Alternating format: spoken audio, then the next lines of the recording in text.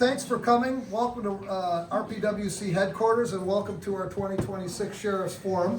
Been really excited to have this event. I'm glad to see you all here. As you all know, over the last couple of years, we have had a couple of different forums. I think I see Judge Basie, where's Leslie Basie right over here? She participated in that. So the last couple of springs, we've had judicials. So tonight we've got our Sheriff's Forum, our Sheriff's Forum. I want to just take a minute to introduce somebody here who way back in, I think it was 21, maybe 22, that we actually had the idea. Her name's Diane Schlosser. Diane, come on, stand up. This is fantastic. She is the brainchild of this Citizens Information Forum. So Diane and Kathy Pape, our former executive director, came up with the idea that we wanted to have, as a county party, we wanted to consistently get information out to our voters, out to our members, and we wanted to really try to push the idea of civic involvement for the citizens, making sure they were informed. I thought it was a great idea at that time. We took it to our board and we said, yeah, sure. So we made a logo and we actually got this program going. I think it's something that really should go statewide because there's so many people who don't even understand the basics of civic participation, how people are actually elected, how they serve, and effectively what goes into that, you know. People who are serving in this county and this state in these public offices, and there's so many I look out and see, you know, this is a big sacrifice. It's also something that you really, it takes time to learn and takes time to become, proficient at it. And we really owe you all a great debt of gratitude because our country and our founding fathers, they were just simple men and women, you know, looking for a normal life. And they actually, after this 250th celebration of America, we can see how amazing their thoughts were, their vision was for America, that we would have a government by the people and people participating in the civil structure. It's really fantastic. So I want to thank Diane for that because they were passionate about it, and we had everything from municipal leaders to school board leaders to some of the administrators around the state. Yeah, we just had a lot of really interesting discussions, and people would walk away from this and say, I never knew this. This is just really interesting. So something we think is really a great program, and we really want to keep it going. So tonight we've got two good candidates. I'm going to let Kevin introduce them in a second. But why don't we start here with Kimberly leading us in a prayer, and then Bob will lead us in a pledge. All right, so just want you all to know that I'm a Pentecostal and I do not close my eyes when I pray. So if you don't close your eyes or don't, I don't care. All right, so Father God, right now I ask for you to be with our candidates tonight. Holy Spirit, fill this room with peace. And I ask you to help them articulate their points as far as why they would be the best candidate and sheriff. And I ask you to be with all of the people that are here tonight that give them wisdom and discernment to know exactly who they should vote for in the polls. In Jesus' name, amen. Amen. Amen. He wanted me to say, what'd you say? Oh, no, And everybody said, Thank you, Kimberly. Now, Bob Angeli is going to lead us in the pledge. Would you join him, please? Allegiance to the flag of the United States of America and to the republic for which it stands, one nation, under God, indivisible, with liberty and justice for all. Fantastic. And now I'm going to introduce our moderator, Attorney Kevin Scott. Kevin, take it away. All right, good evening, everybody. I'm Kevin Scott. I'm lucky enough to be the host of this forum tonight, the moderator. The only thing I want to apologize for, we need to talk about this, Terry, is the weather. The last one we did, it was record cold. I think it was like 15 below that day, and now we have 100. We got to get this evened out. So anyway, but beyond that, thanks for everybody for coming. This will be a great evening. Our candidates are John Gescheidmeyer. I'm sorry, I heard conflicting reports tonight. John Gescheidmeyer and Nick Allen. Bollinger. We're off to a good start. I'm an equal opportunity screw up. Don't worry about it, Joe. All right, so the form's going to be very simple. We have 9 questions we're going to ask each candidate. Each candidate's first going to have an opportunity to give an opening statement. It's going to be 3 minutes, give or take. And then with each question, they'll have 2 minutes to respond. We're going to start off with one candidate getting the question, and then we'll flip sides, so it'll be other candidate will then have the opportunity to answer the next question first, and we'll go back and forth. To determine who answers the first question, I have the magic coin provided by Terry. It is not double-sided, we did check this. Since Nick, since you were here first, you get to call it in the air. Tails. It is tails. So you will get the first question this evening. And you will start with opening statements. And then we will also start with the first question. So take it away. We've got a timer here, right? Oh yeah, I forgot to introduce my lovely assistant, Les.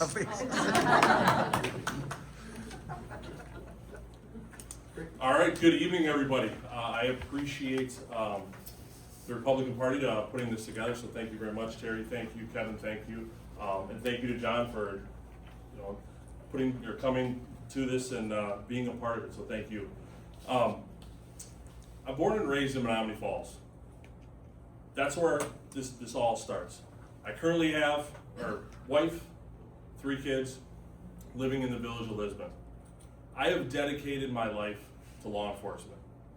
The last 12 years, I wake up in the morning and I get down to the sheriff's department for the safety for the safety of the individuals in here, for your families, for your friends that come to Waukesha County, fight for you every day. I'm ready to take law enforcement into the next generation. And what does that look like?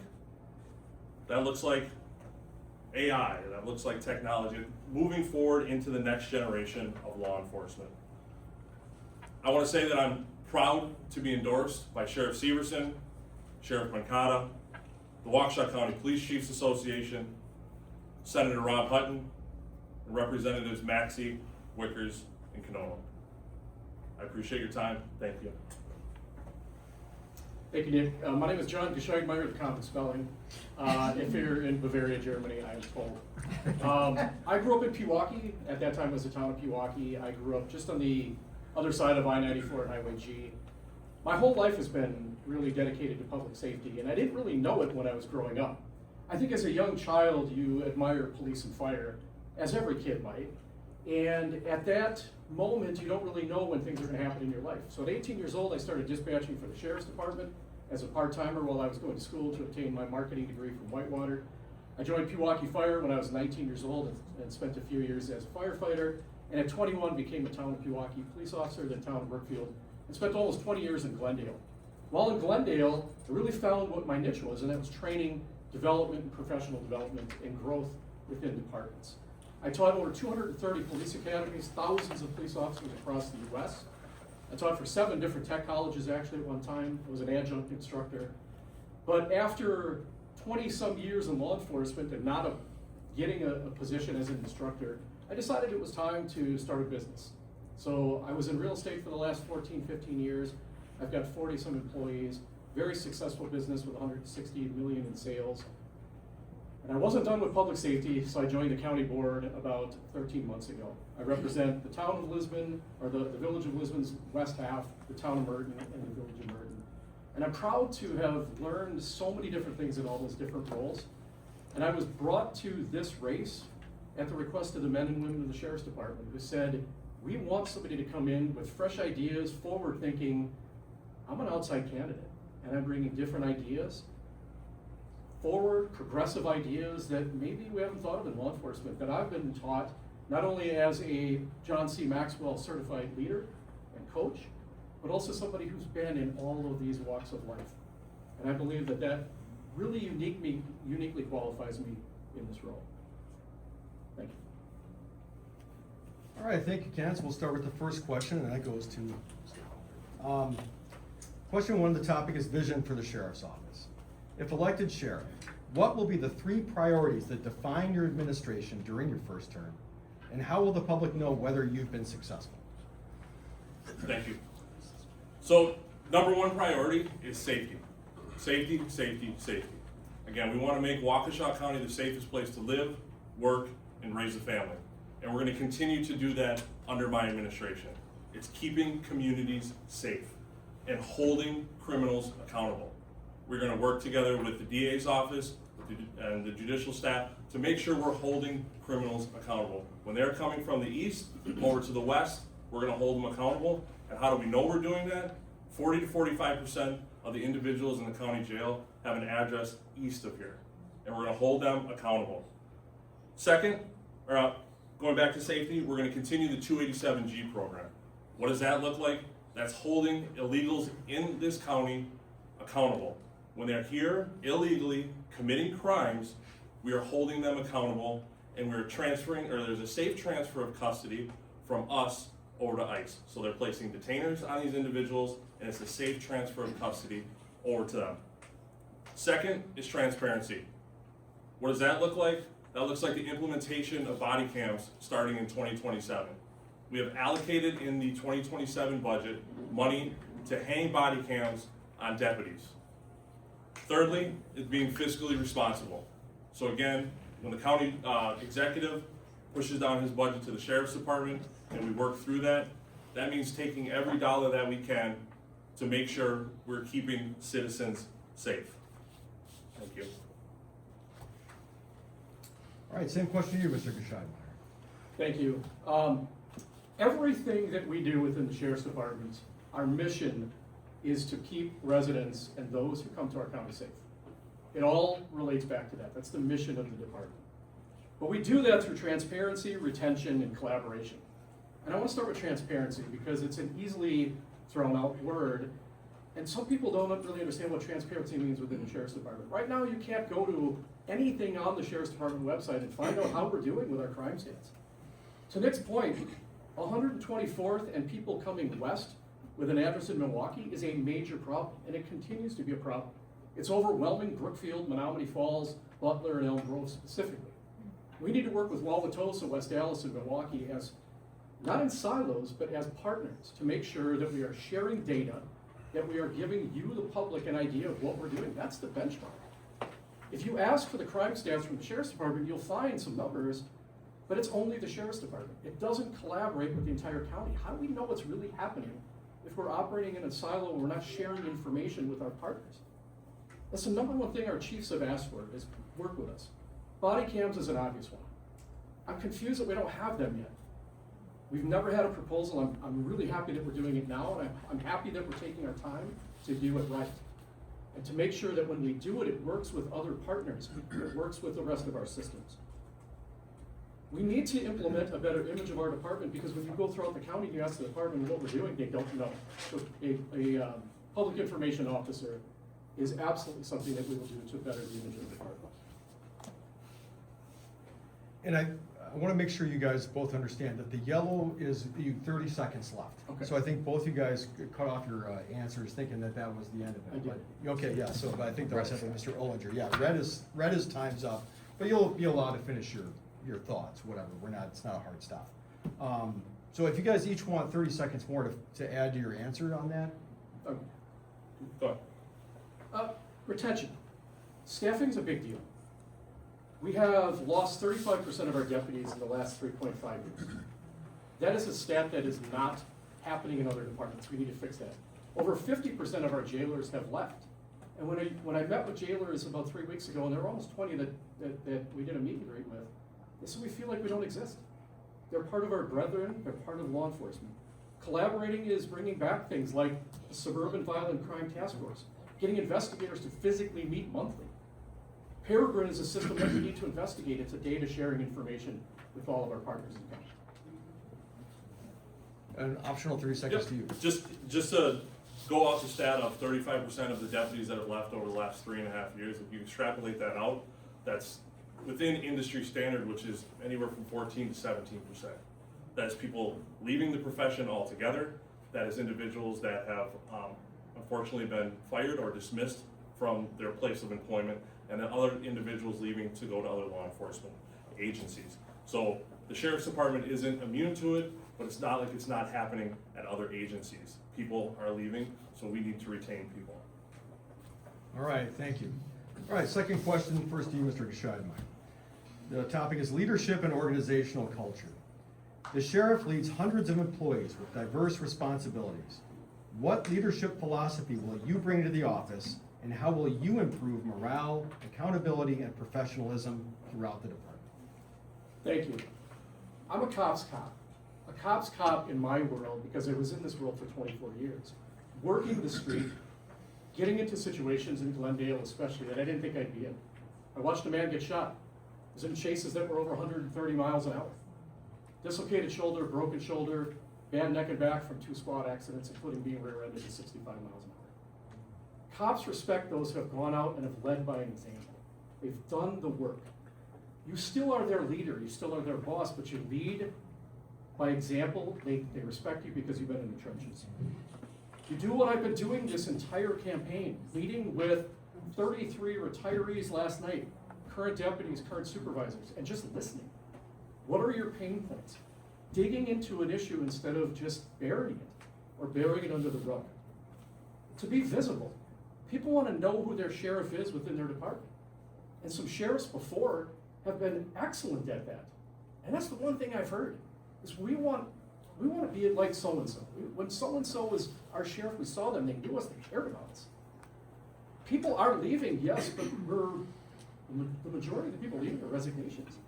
And they're not leaving law enforcement, they're going to other departments because the culture is something we need to improve.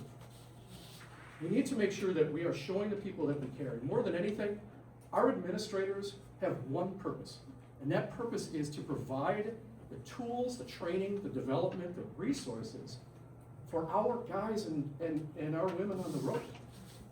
They're doing the job. They're the ones with the boots on the street, so to speak. Our sole purpose is to make sure that we support them. And that's what we're going to make sure that we do from day one. All right, thank you, Mr. Geschagmeyer. Mr. Olson. Yes, sir. Thank you. How it starts off, and my philosophy is mission first, people always. What does that mean? That means taking care of everybody. That means taking care of the deputies. That means that's taking care of the correctional staff. That means it's taking care of the support staff. Empowering employees to do their job. I have heard that that's one of the concerns, is we're not empowered to do our job. And under my administration, you will absolutely be empowered to go out and do your job. That's what we hired you for. That's what the citizens expect. You to be out there in the streets doing your job, and you have the autonomy to do that. Second is an advisory committee. What does that look like? It's a sheriff's advisory committee that I will sit on. I want the deputies, the correctional staff, the support staff to pick individuals that will meet with me monthly. So when there are issues within the sheriff's department, they come right to the sheriff. Where can we fix it? Giving those individuals a voice to raise their concerns and feel okay. There are going to be issues that we need to resolve, and that's okay to bring those forward. But it's also recognizing the great things that our deputies, correctional staff, and support staff are doing on a daily basis. And how do we do that? That's a sheriff that's present. That's a sheriff that's going to roll calls. That's a sheriff that's going to be there for their deputies, correctional staff, and support staff. And that's what I'm going to do. That's what I do now. I walk around and I talk to people. And that's going to continue. That's going to continue because I'm going to be there doing it. All right, thank you, Mr. Ollinger. Third question, back to you. The topic is public safety priorities. The question is, what do you believe are the greatest public safety challenges facing Waukesha County over the next 5 years, and how should the Sheriff's Office respond to them? So currently right now, if you've been following the governor's race, we have individuals on the Democratic side that are talking about abolishing police and getting rid of ICE and forbidding that for us. And what does that do? That puts extreme stress on law enforcement officers to know that we have somebody who's potentially going to be the governor telling us that we're no longer needed. And what does that look like? That looks like anarchy. I've seen it firsthand.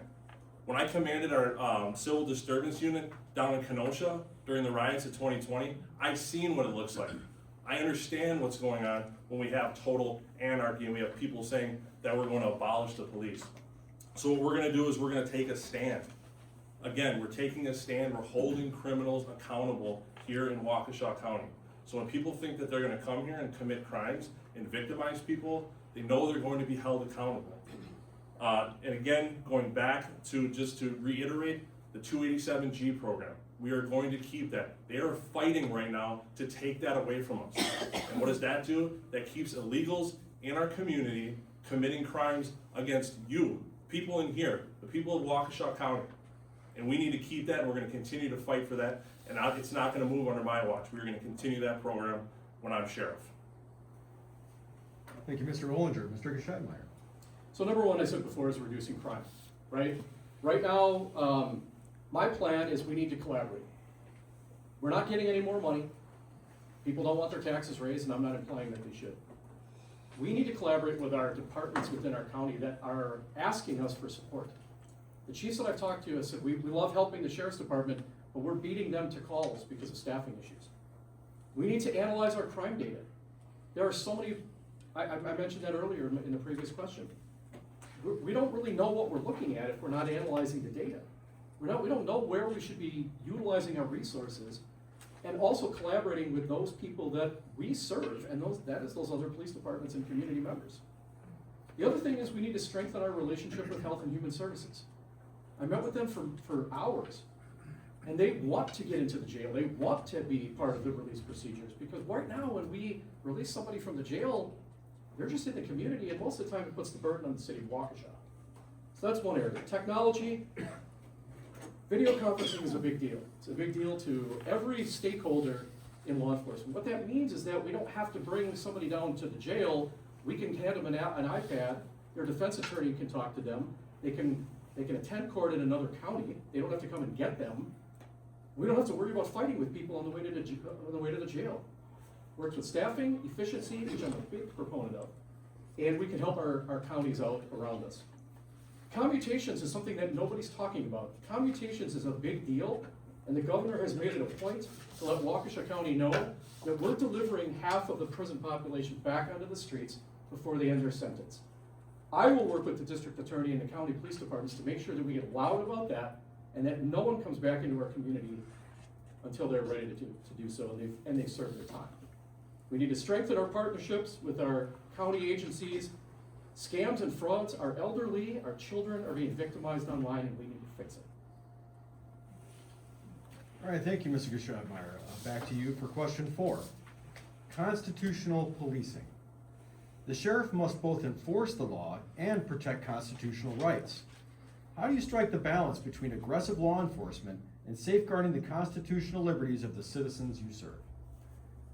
I think everything here, for the most part, and it relates to staffing, it relates to people leaving the department, it relates to why we can't keep some people, even if they're terminated, and we have to let them go.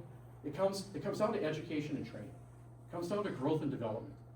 When we train, and we highly train our police officers and our deputy sheriffs, our detectives, our command staff, number one, they don't leave.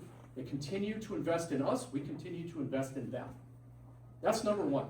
A educated police officer, a sheriff's deputy, state trooper, whoever it is, doesn't violate people's rights. They know what they need to do. They know their job. I did it for almost 25 years. We never went out with the intention of violating somebody's rights. We operate in a very finite subset of what we are statutorily obligated to do, and that's to protect people. Aggressive policing never means that we violate those rights. Our constitutional mission is to protect our citizens. And one question I've heard along the way in talking to so many people is, well, if the feds come for us, what are you gonna do? We'll always cooperate with federal agencies, but not to take away your rights, and that doesn't happen, right? We live in a society where we as the sheriff's department are here to protect our residents, to keep you safe, to keep our businesses growing, to keep our real estate values high, and to make sure that we put people in jail when they commit crimes. All right, thank you, Mr. Gescheidmeyer. Mr. Rollinger. Thank you. We do have a constitutional obligation to protect the citizens' rights. Get into law enforcement, that's what we're here to do. We're here to protect citizens' rights. But when citizens are breaking the law, we hold them accountable. So again, we're protecting civil liberties, but when there's probable cause to arrest an individual, that's what we do. And that falls back to, again, holding people accountable. We're not out there violating individuals' rights, but again, when we train our deputies, that's what they're gonna go out there and do. They're going to protect the citizens.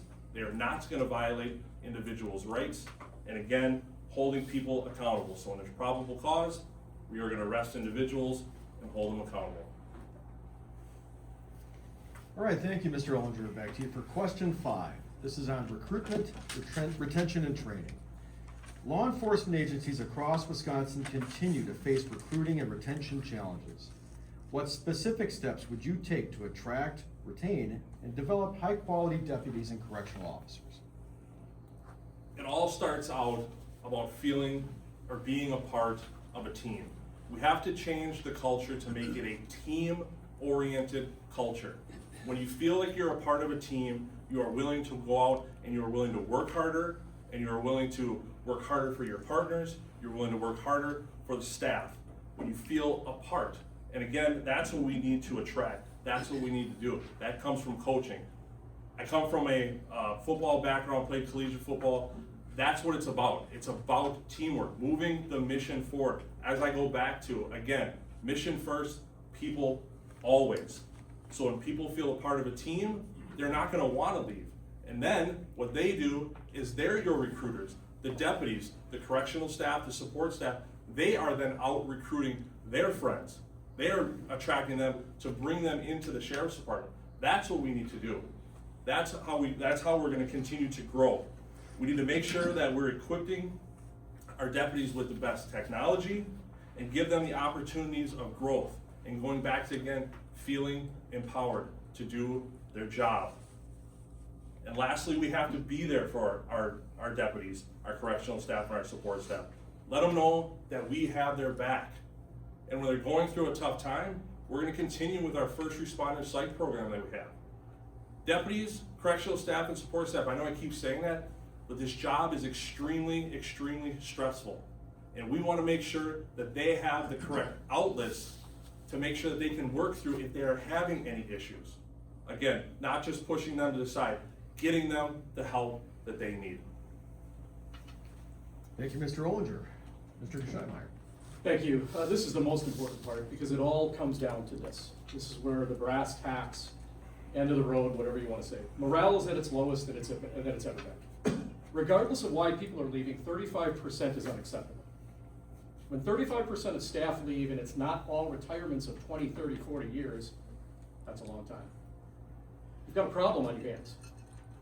And the administration has to own it. The administration can't say, well, this is because of this or why this, and no, you have to own it. That's called accountability.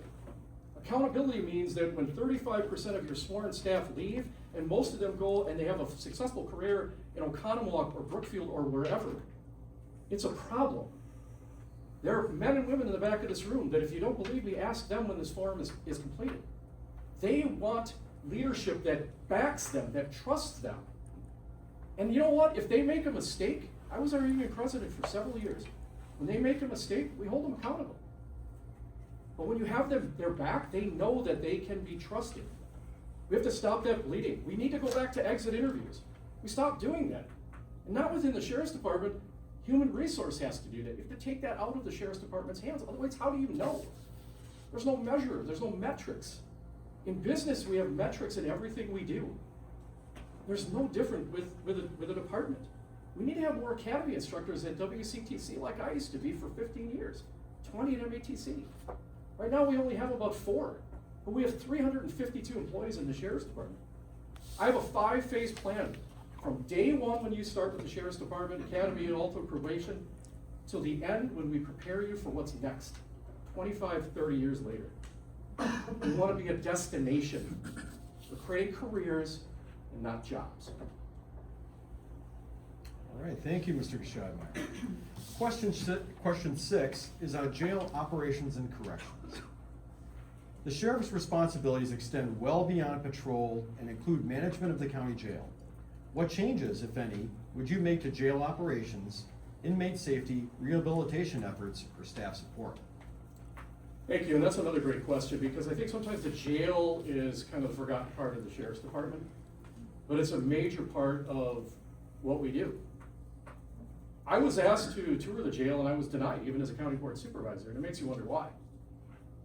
I met with all the other departments. I'm not sure why I was denied access to the jail. Imagine going to work every day when you don't feel like you're part of the team.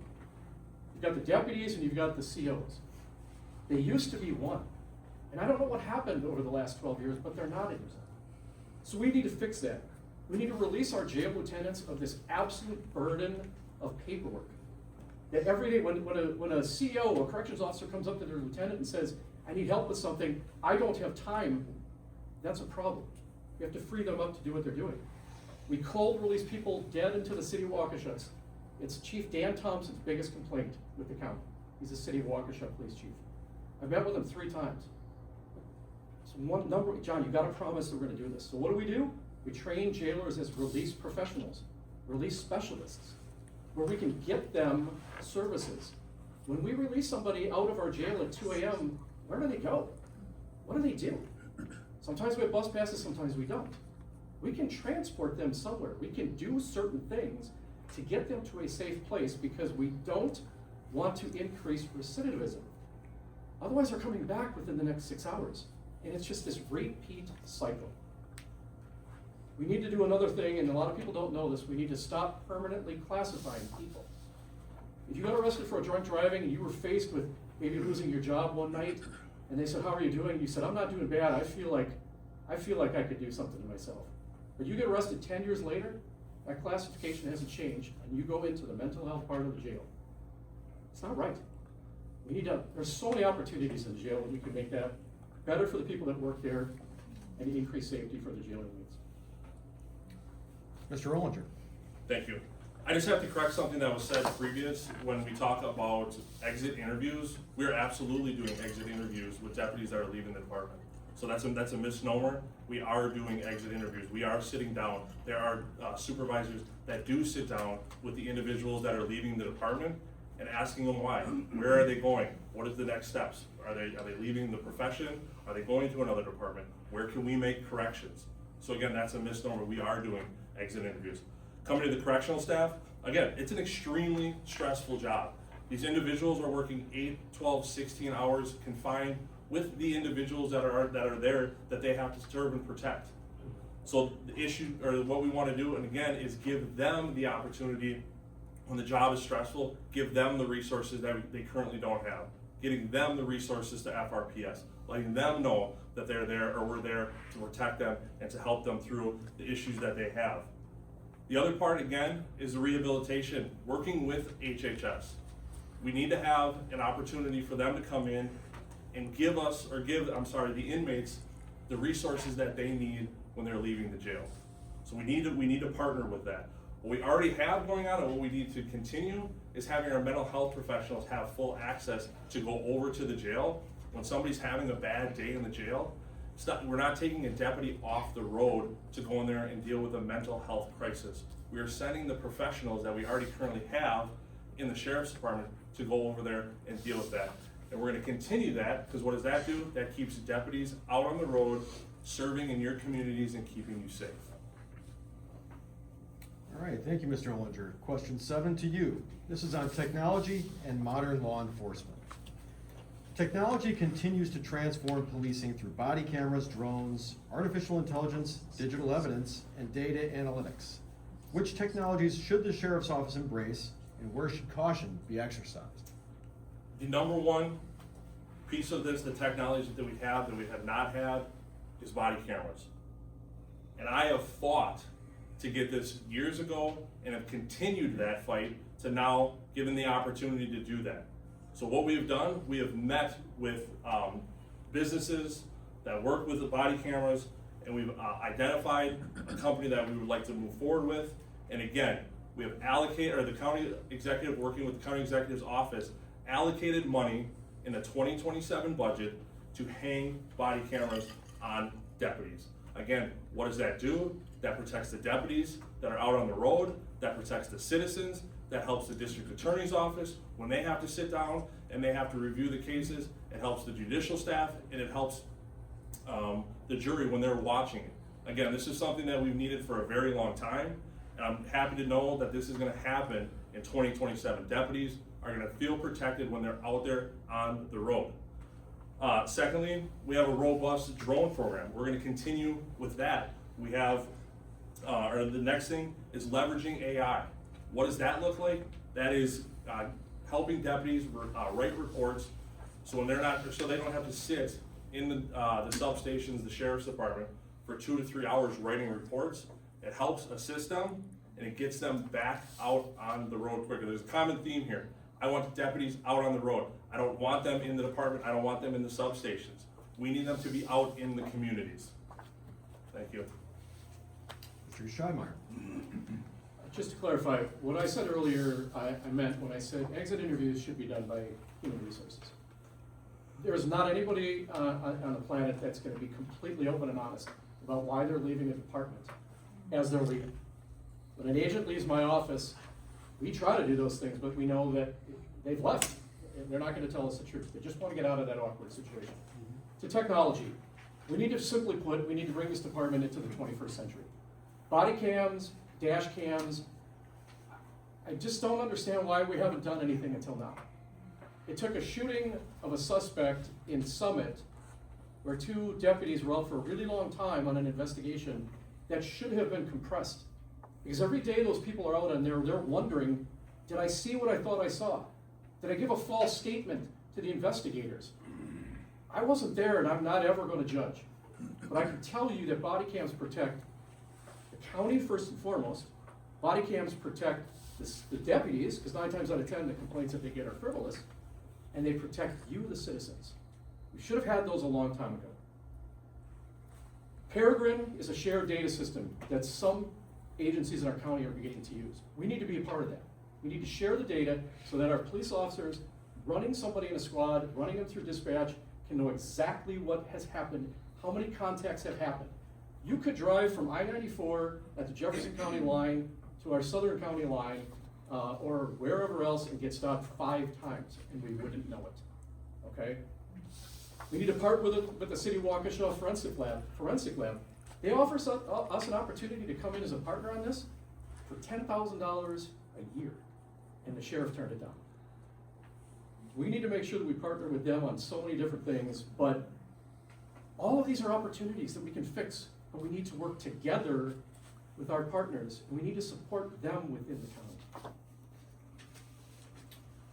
All right, question 8, back to you, Mr. Scheidmeyer. This is about cooperation with other agencies.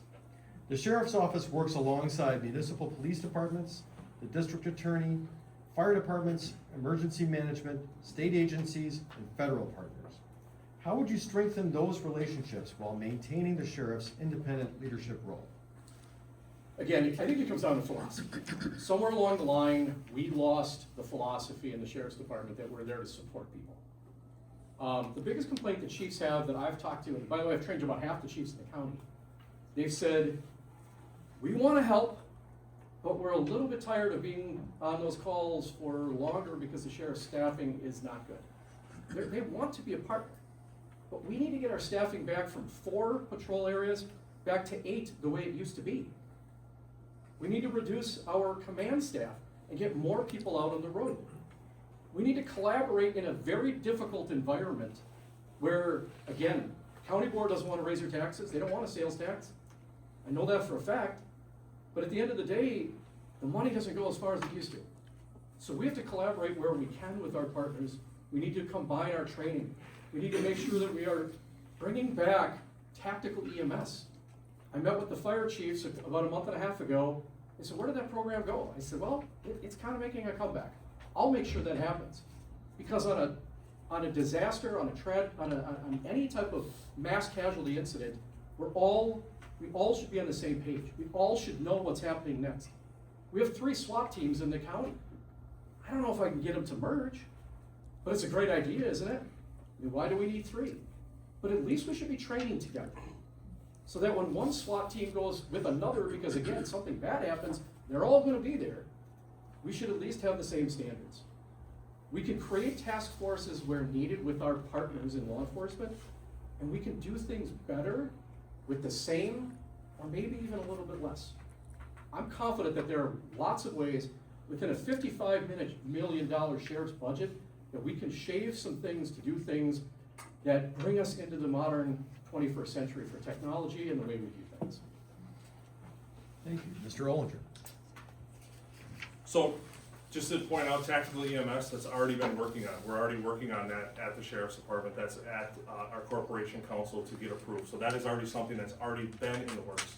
So to take that away from a captain that's been working on that for a very long time, to bring that into an idea, I can't stand by that. There's somebody that's been actively working on that it's gonna come. We have to create and build relationships with our county partners, which we do. We have a multi-jurisdictional CDU unit. So what is that? That is deputies, that is officers working together. That is, we're not working in a silo. The sheriff's department is bringing those people in, and that is going back to the 2020 riots. So again, working together. We are continuing to do that. Someone who's endorsed by state reps, work with them to advocate for law enforcement, building the relationships. I already have, so when they say that the sheriff's department's working alone and we're not collaborating with the chiefs have endorsed me. The chiefs of police in Waukesha County are behind me. They understand my vision and my mission for the sheriff's department moving forward. So this misnomer that we're not working together is irrelevant. We are working together. We're gonna continue to work together. And it also, what is lacked is the sheriff being there, going to those communities and talking to those community leaders. That's what I'm going to do. I'm going to be at the meetings, I'm going to be at the events, talking to the constituents of Waukesha County. What are you seeing? Where can we make improvements and continuing that? All right, thank you, Mr. Olinger. This is going to be the final question of the evening. This is question number 9. This is about accountability and public trust. Public confidence is one of the sheriff's greatest assets. How would your administration promote transparency, respond to citizen concerns, and maintain public trust, particularly when mistakes occur or controversial incidents arise? Thank you. It's getting out there and getting in front of the issues. I was the public information officer for the sheriff's department for a couple of years, and right when I got into it, it was during the 2020 pandemic. That was pushing out information to the citizens of Waukesha County, and when we had a governor that was saying we were gonna have mask mandates, we were pushing out that we were not gonna be out there enforcing that. We were not the mask police. So what we were saying is we were out there and we were getting in front of it. It's being transparent. Going back to body cams, that's the transparency that we are going to push out to the citizens. When there is an issue, when there is a critical event, it's getting out there before the citizens or somebody who's on scene can get the information out. It's being a sheriff that's proactive and getting out there, getting out in front of it. Again, body cams, releasing information to the public, and then taking a stand when we make mistakes. As law enforcement officers, we make mistakes, but it's getting out there, it's informing the public, but then having those individuals' backs, knowing that their sheriff is out in front, championing for them, championing for the deputies. That's what we need, and that's what we're going to continue, and that's what I'm going to push forward under my administration. Thank you, Mr. Olinger. Mr. Scheidmeier. Reverting back to the endorsements, I'll go through a couple of mine in a second, but there were 3 chiefs missing on the day of the endorsement, which my opponent did win by 1 vote. Those 3 chiefs have supported me from day one, from the city of Waukesha, the city of West Allis, which is the Milwaukee liaison, and the village of Pewaukee.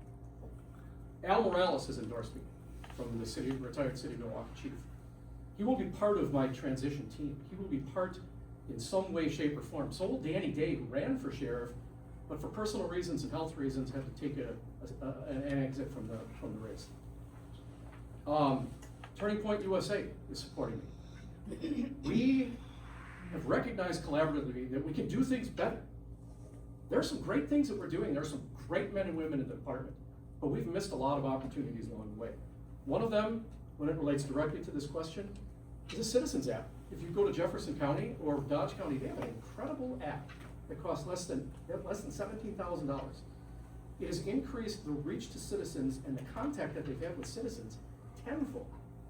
It's incredible what we can do. You can report things, you can find things, you can access crime stats, you can double down on ideas that you think would make a better department. And more importantly, it gets us back into our citizens. They can see what we're doing. It goes to social media. The public information officer is a role that is not utilized right now. We need to better that, we need to fix that, We need to publish our crime stats. We need to capture our trending data. And we also know, as the question says, that mistakes are going to happen.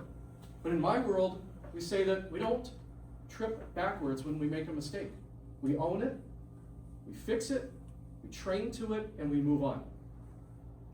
Increased police presence, more cops out on the road will reduce crime. More deputies on the road will keep our community safe. We've lost a little bit of control from things moving west of 124th, and we're going to fix that. All right, thank you. We reached the part of the evening where we get to hear closing statements from each candidate. And because you led with your opening statement, Mr. Gescheimer, you get to go first with your closing statement. I'll make my comments brief. I am here not because this was a resume item for me.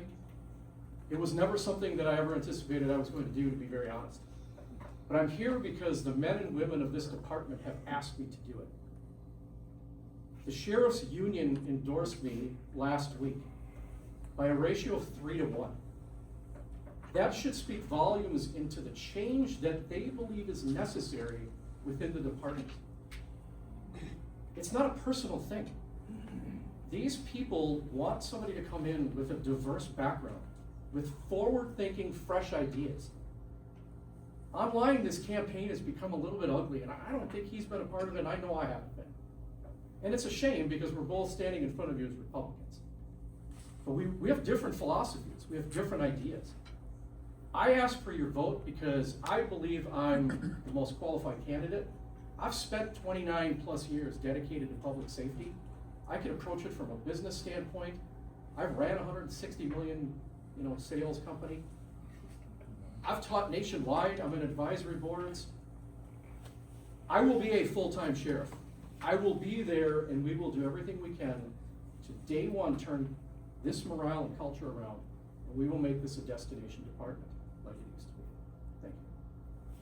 Thank you, Mr. Gescheimer. Mr. Ollinger. Thank you, and thank you again. I've grown up in this department. I started here as a deputy working the streets on third shift up in Sussex, Lisbon, and Pewaukee. I transferred my career and I promoted to lieutenant. I was a lieutenant of patrol, I was a lieutenant in the contract, and I was a public information officer. I was also leading the detective bureau as a lieutenant during the crisis we had when we talked about working together during the parade tragedy.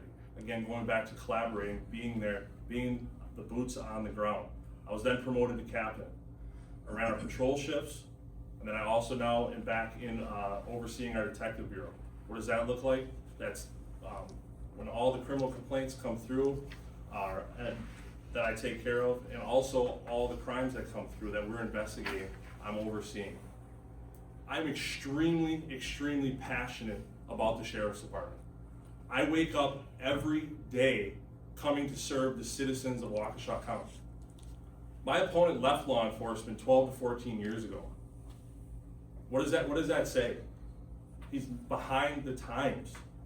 He's not forward thinking. He's been out of law enforcement. He's running a successful business. Do you think that individual is going to give up a successful business to devote all of his time to the Sheriff's Department? No. He's got his plan. My plan is the Sheriff's Department. That's what I do every day when I wake up, is to serve the citizens of Waukesha County and to keep them safe. And that's what I'm going to continue to do. Thank you. Thank you, Mr. Ollinger. That concludes this evening's program.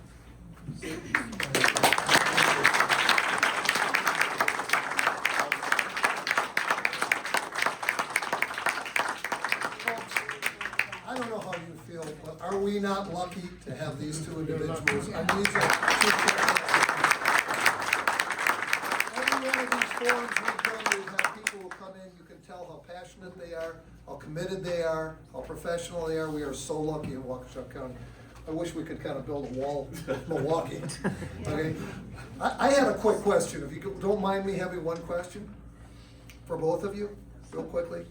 You mentioned that about 45% of the current jails are filled with Milwaukee East, as you said, individuals. And there's a lot of recidivism, et cetera.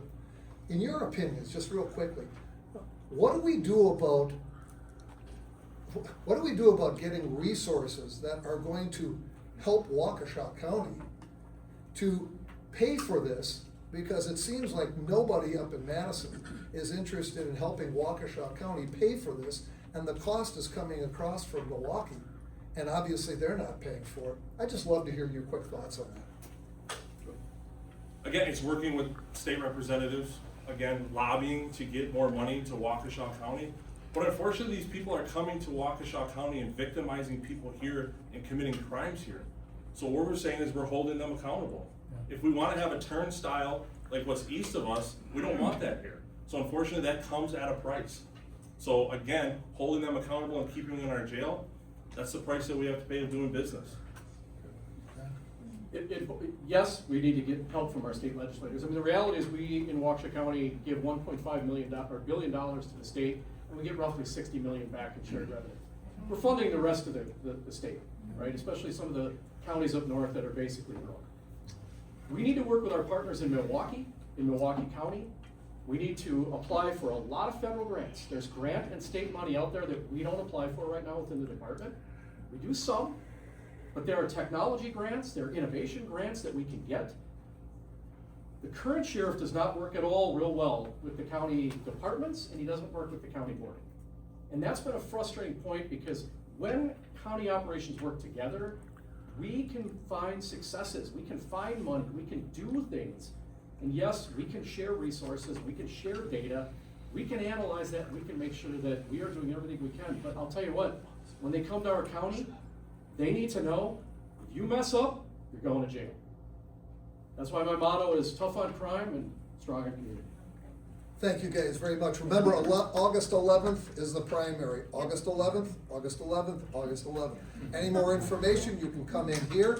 Certainly the candidates are going to stay around for a while and interact with you, so please spread the word around the county, what we do with the Citizens Information Forum. Get involved, encourage people to get involved. This is where they can find information. This is the heart of what we've got in this county. We've got great people. We all need to be participating in that whole civic process. So thank you very much for coming. If you're not a member, please join. We need resources if you're interested in volunteering, if you're interested in doing anything with us. Going from the top to the bottom, frankly speaking, Tom Tiffany must win. Tom Tiffany must win.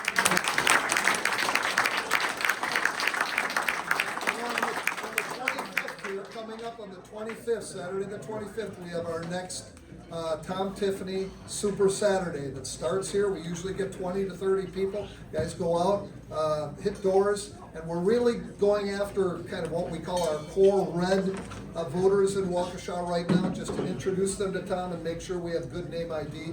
And of course, we're going to go into the fall here, find out which crazy person on the other side we're going to be running against. The fact of the matter is that do not make the assumption that all your friends, and by the way, don't just preach to the choir.